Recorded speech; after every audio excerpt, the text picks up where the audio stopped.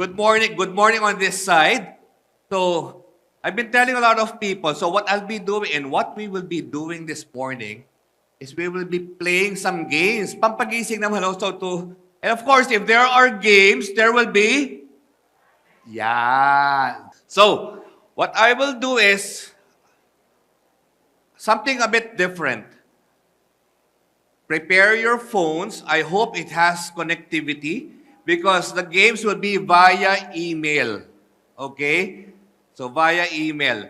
Thank you for being here this early. I was, in fact, last night when I was finalizing my slides, sabi ko, may pupunta kaya this early? So it was very, very difficult. But thank you for being here. So prepare your phones. For those of you who has my email, prepare nyo na kasi the questions that I'll be asking will be sent via email and later we will be checking. Chito mentioned one number and that is 7. So I will be looking for the 7th email per question. Okay? 7th email per question. So every time you hear a sound like that, that means that there is a game. Okay? So mechanics. So the mechanics will be, so I will be showing some slides and in the slide, there will be a guidance. The guidance will be kung ano yung subject. Okay? And there are two things that how you can win. First is the 7th email that I receive. So hindi siya pabilisan. It depends on the traffic as well. The 7th email that I will receive with the correct answer and the correct subject will actually be winning a prize. We will be posting it later in our booth. And that's my email address. So you can scan or kung sinasabi nyo there's a problem, you can just write the email. Okay? And the corporate email must be used. Okay? Walang Yahoo, walang Gmail. If ever in your phone you have those personal email, please write your business email in the subject. Okay? So that's what we will do. And lastly, winners will be notified via the email you used and you can just approach us at around 11 a.m. Okay? So very simple. And that will be bringing us back to memory lane. I like bringing people back to my younger years. So we will start with 1982. In 1982, I like watching TV shows. Okay? And one of the TV shows I like watching is futuristic at that time. And every single week, when this TV show starts, you see this screen. So ito yung una nakikita natin screen. So my question is, what TV show is this? So you put the subject line and you put the answer. Since our time is limited, I will give you a clue. The sound that you hear, something like this. Yan. Okay? So that's the clue. So I will skip to the next question. So that was 1982. Okay? 1982. And in 1982, something happened as well. Time Magazine, alam naman natin who Time Magazine is. They're one of the most renowned magazines in this planet. And a lot of people who subscribe to Time Magazine, they actually wait for the person of the year. But in 1982, what they did was, hindi tao, it's not a person, it's not a human being that they featured. It's actually the PCXT. It's the computer. And they name it the Machine of the Year. Okay, so for those of you who is wondering, for the millennials below, why when you boot your PC, it's drive C, because in the olden days, there was a drive A and there was a drive B. Okay? So, PCXT, Time Magazine. Then, fast forward, ayan na naman. In 1987, there were a lot of things that happened. I saw some lawyers here. The Constitution was amended. That's one of them. But in music, there was one song which became extremely popular. In fact, it became the best-selling single in the UK. And it is this one. A lot of people know this, no? But also, equally significant is in 1987, this came out.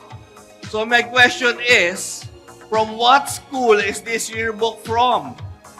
Okay, from what school? So subject line, Huawei game number 2, subject line, and then the answer. And you know why that was significant? Because I graduated from that school. So nobody thought I would be graduating from that school. And guess what? I went to college not knowing what I wanted, and my parents convinced me to take up computers. And that's when I saw this another game. That's when I saw this one, the floppy disk. The size when I graduated, when I first started using it, was 5 1/4. So there were a lot of people who knows about this, who's used this, and there are four areas. This one. So the question is, for this size, what was the largest commercially available capacity for this diskette? Okay? So email it, Huawei game number 3, with your answer. And there's a relevance. There's a relevance to that. So, clue, it's double-sided and it's high density. Okay? You can actually research. I don't care. There's going to be a lot of prizes. Next, 1989. Something significant, again, happened in 1989. And if we just had the pandemic, there was an epidemic that happened around this time. People know it. Everyone was scared of it. And there was even a conference held in Stockholm to talk about this epidemic. And you know why this epidemic is very, very significant? It's because this conference is when the first ransomware was actually recorded. No? In this conference. So people who were attending this conference were sent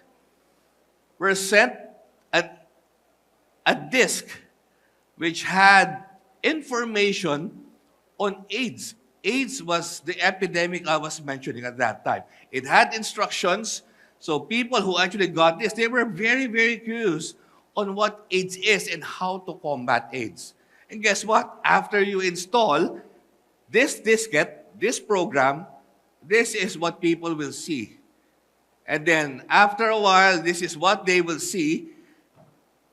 And they had to pay $189 US.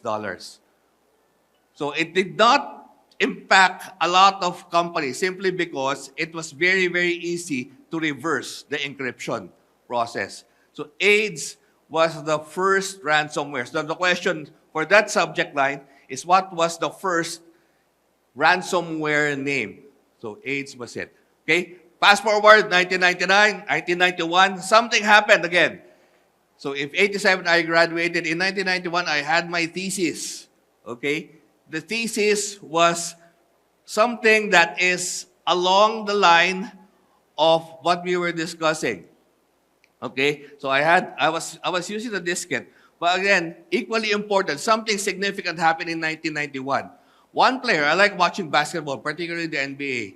A person in his peak made an announcement. And the announcement was this. Watch this video. This was the announcement. The HIV virus that I have attained, I will have to retire from the Lakers. So Magic Johnson, at the peak of his career, announced that he acquired HIV. Again, AIDS was the epidemic at that time. So here's the game. So in 1991, another thing happened, and that was my thesis. So in thesis, I used a programming, actually our team used a programming language called Prolog. So the question to this game is, what is Prolog known for? Okay, when you use Prolog as a programming language, what is it known for? So I'll give you a clue. And the inspiration, so we had, the code that we developed, the installer would have 3 diskettes. So 1.2 times 3 is 3.6 MB. So a 4K picture right now is actually even bigger. So the next question, ito, 2 for 1, another game. So this was our inspiration for our thesis. So if you can read actually the label, that was the name of our thesis. We call it Smart Editor. At that time, we were using word processors that did not have any feature on grammar checking. So what you write is actually what it will expose. No? So what you write, ipiprint lang niya. So our thesis was about smart editing, which means it had grammar checking up to the grade 6 level. So the question is, for the game number 6, what do you call the word processor that became our inspiration for our thesis? It looked like that. Okay? So clue, 1991, it was very, very popular. Practically 90% of people in this planet have been using that word processor. Okay? So that is Huawei game number 7. Fast forward, 1992, we heard this sound. Huh? We have been hearing this sound whenever we go home, log into our PC, and then start dialing up. So we call it the dial up. So since cybersecurity is part of IT, what people are saying is the speed of the first dial up is 9,600 bits per second. So that's the combination. 8 bits is 1 byte and so on and so forth. So the question is, since I like watching movies, a 4K movie today is practically around 20 gig in size. If I will use 9,600 bits to download that 4K movie, how fast or how long will it take to download that one particular file? The fastest, the closest without going over, parang prices right, to send me the email, that email with the correct answer with the correct subject line. Okay, dial-up speed. And there's a relevance. After 1992, I'll give you a clue. It's more than half a year. Okay? So people laugh about it because we are living at a time where download is quite fast already. Okay? So one thing that I've seen, and I think you've seen a lot, is this one. The amount of data. So I use a diskette, 1.2 times 3, 3.6, and with the internet, and with all the devices that we are connecting to this internet, there's been a lot of proliferation. Hackers are having a field day. So a lot of entry points. So data is directly correlated to the number of devices connected to the internet and is directly correlated to the number of ransomware attacks that we are actually experiencing. So there's a direct correlation to all those three. Okay? And the thing is, if we fast forward again to 2023, there was one word that became the word of the year for 2023 as per Collins. So the question is, for the last game, what is that word?